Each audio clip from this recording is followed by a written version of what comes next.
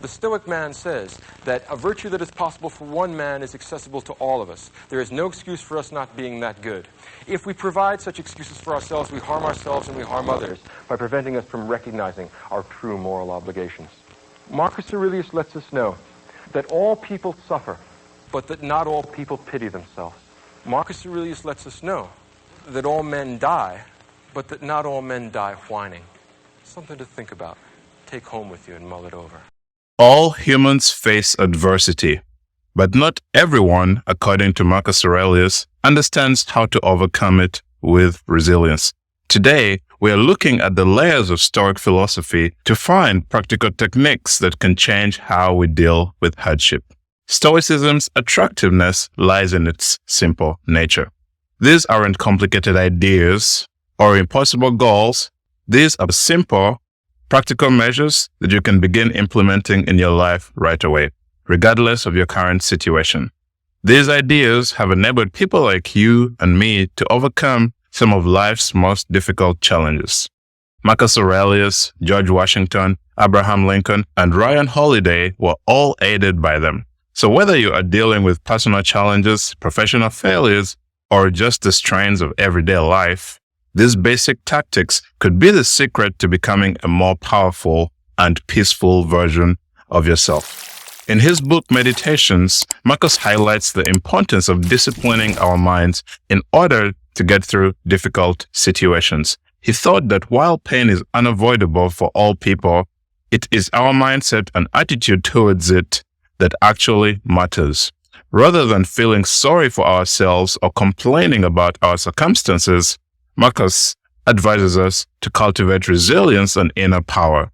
This introspective attitude enables us to meet obstacles head-on and discover purpose in adversity.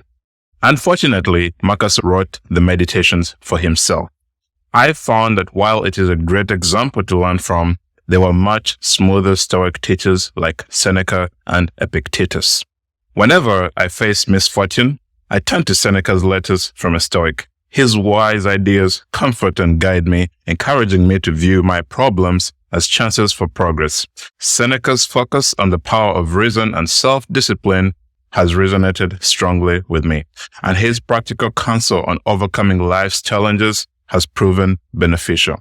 But while Marcus Aurelius is well known as a Stoic philosopher, I have found greater peace and inspiration in Seneca's works, which continue to mold my perspective on perseverance and inner strength. On October 25th, 2023, I learned that I would be laid off. To save money, the company let go of all the engineers on my team.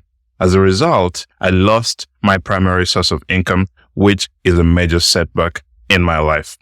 This isn't my first rodeo, but it encouraged me to share some of the things that have always worked for me in the past. What is better than applying these ideas when I am at my lowest? This is a continuation of the previous video in which we discussed 4 major methods employed by the Stoics to overcome adversity, but we did not discuss how to discipline our minds, which is an important component of Stoic philosophy, and that is the myth for today.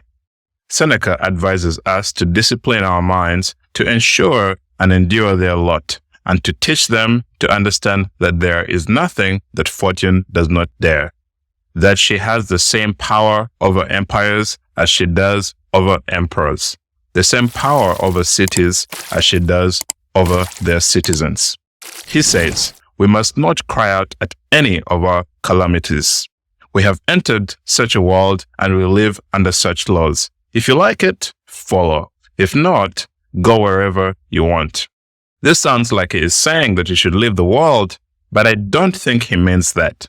I think he is trying to mock the weak-minded listener so that he may rise their spirits. Don't you ever reach a point where you are tired of being pushed around by fate?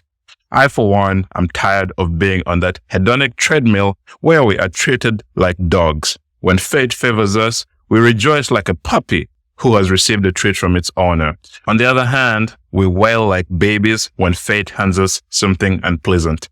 Seneca, through Stoicism, offers us a way out. He reminds us that we are all in this together, and that whatever happens to you can happen to anyone. Thus, the same laws apply to everyone on earth. He encourages us to view it as a challenge. Death, in the end, is the great equalizer. We are unequal in birth, but we are equal in death. Seneca then mocks us by arguing that if unfair policies that affect your life personally are implemented against you by the world, then you should raise your voice and complain to the world. However, if this law applies equally to the most powerful and the most powerless people on earth, you must accept your fate. Seneca then continues to tell the story of Alexander, the king of Macedon. When Alexander began to study geometry, he became depressed. Because of his freshly acquired understanding, he realized that being a king was a fictitious title. For who can be great in something so small? Then he began to scream at his teacher, "Teach me something simple." But his teacher replied, "These things are the same for everyone, as difficult for one as it is for another." Same thing with us. We should imagine nature saying the same words to us when we complain about life. The following words that I'm about to show you always give me goosebumps, so I will leave them unaltered. If the world could talk, we should imagine it saying the following words to us. "Those things of which you complain are the same for all. I cannot give anything easier to any man, but whoever wishes will make things easier for himself." You might wonder, how? By maintaining your composure. If you want to stay among men longer, you must suffer pain, thirst, hunger, and old age. You must be sick, and you must suffer loss and death. However, you shouldn't believe the loud people that keep complaining around you. None of these things are bad, or too much for you to handle, or too much of a burden. The only thing that makes them scary is what most people think of them. While this may seem extreme, I have a habit of writing out all of my issues in my notepad app on my iPhone. And I found that 90% of the things don't even happen. And the 10% that happen, I actually spend more time suffering, anticipating their happening than when they actually happened. So our fear of death or difficult times is like our fear of gossip. But what is more foolish than a man afraid of words? Are people laughing at you?